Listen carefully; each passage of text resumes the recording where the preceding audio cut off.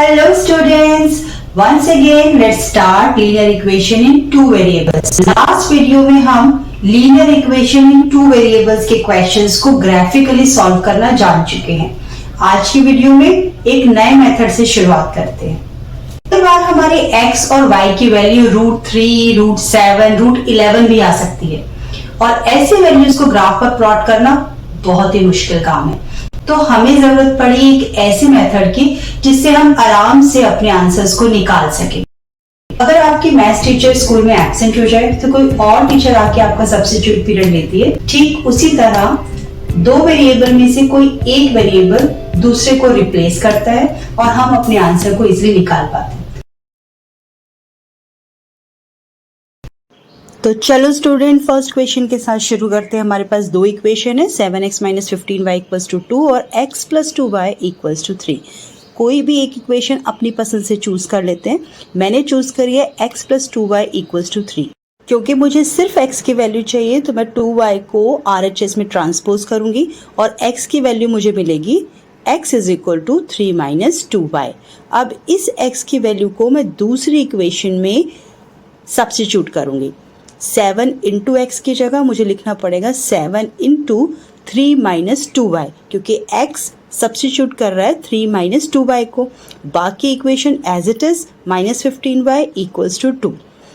7 × 3 - 2y को जब मैं मल्टीप्लाई करूंगी तो मुझे मिलेगा 21 - 14y - 15y = 2. -15y और -14y सॉल्व होके मुझे देंगे -29y. तो 21 को मैं RHS साइड पर ट्रांसपोज करूंगी जिससे मुझे मिलेगा 2 - 21 = -19. तो माइनस से माइनस सबसे पहले मैं डिलीट कर देती हूँ और y 29 के साथ मल्टीप्लाई हो रहा है तो ट्रांसपोज होके ये बनेगा डिवाइड. तो 19/29 मेरी y की वैल्यू आ गई. लेकिन x की वैल्यू को भी मुझे कैलकुलेट करना पड़ेगा. मैंने x निकाला था 3 - 2y.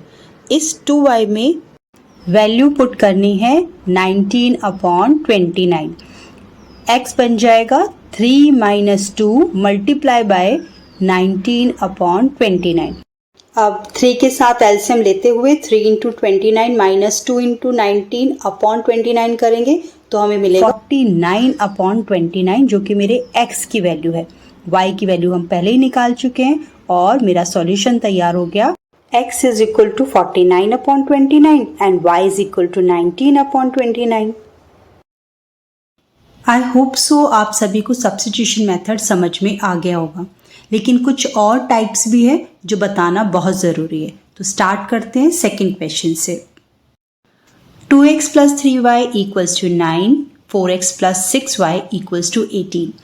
मैं यहाँ पर चूज कर रही हूँ 2x + 3y = 9 इक्वेशन को. ट्रांसपोज करेंगे 3y को तो बनेगा 2x = 9 - 3y. अब इस 2 को डिवाइड की फॉर्म में ले जाएंगे तो मेरे पास x की वैल्यू आएगी 9 - 3y/2. अब इस x की वैल्यू को सब्स्टिट्यूट करेंगे सेकेंड इक्वेशन में जो कि बनेगी 4 × 9 - 3y/2 + 6y = 18. 4 × 9 करेंगे तो आएगा 36 और 4 × 3 करेंगे तो आएगा -12y. 36 - 12y/2 को सॉल्व करेंगे तो हमें मिलेगा 18 - 6y + 6y = 18. -6y और +6y तो कट हो जाएगा और हमारे पास आंसर आया 18 = 18. ये कैसा आंसर आया? यही सोच रहे हैं ना आप?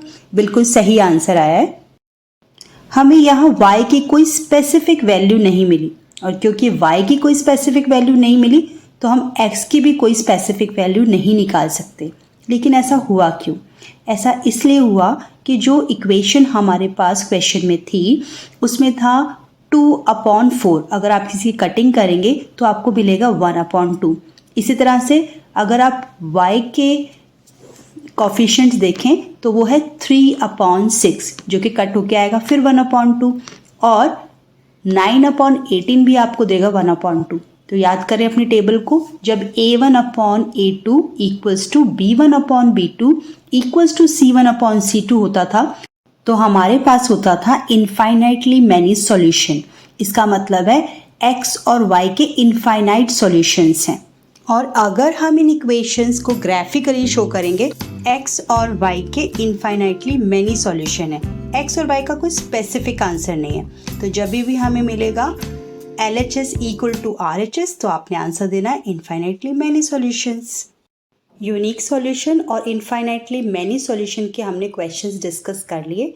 अब एक क्वेश्चन नो सॉल्यूशन वाली इक्वेशंस का भी करते हैं। x plus 2y equals to 4, 2x plus 4y equals to 12। इन दोनों इक्वेशन में से सबसे पहले एक इक्वेशन सिलेक्ट करते हैं। x plus 2y equals to 4 में जब हम 2y को ट्रांसपोज करेंगे तो हमारी x की वैल्यू आएगी 4 माइनस 2y। अब इस x की वैल्यू को सेकेंड इक्वेशन में पुट करते हैं। सब्स्टिट्यूट करने के बाद हमें इक्वेशन मिलेगी 2 multiply with 4 minus 2y plus 4y minus 12 equals to 0। 2 के साथ 4 को मल्टीप्लाई करेंगे 8 और 2 के साथ माइनस 2y को मल्टीप्लाई करेंगे तो माइनस 4y आएगा। माइनस 4y और प्लस 4y दोनों आपस में डिलीट हो सकते हैं और 8 और माइनस 12 हमें देंगे minus 4 which is equal to 0। ये बात तो गलत है, माइनस 4 0 के कैसे इक्वल हुआ? नहीं, ये भी क्वेश्चन बिल्कुल सही है। ये इसलिए हुआ क्योंकि x और y में कोई भी कॉमन पॉइंट नहीं है।